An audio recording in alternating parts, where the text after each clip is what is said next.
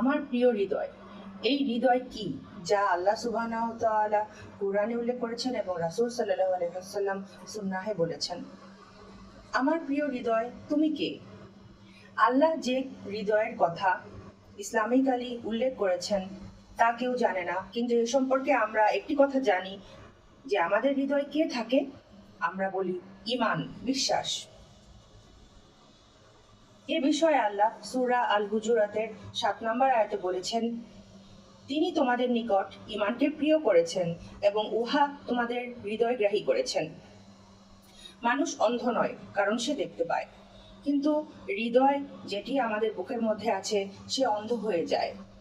তাই আমার প্রিয় হৃদয়, তোমাকে অনেক যত্ন নেওয়া প্রয়োজন। তাহলে আমি যখন আল্লাহর কাছে যাব তখন আমি অনেক খুশি হব, কারণ আমি জানি আমি কোথায় যাচ্ছি। আমি জানি তিনি আমার উপর সন্তুষ্ট, কারণ এই পৃথিবীতে আমার হৃদয়ের সঠিকভাবে যত্ন করা হয়েছে, আলহামদুলিল্লাহ।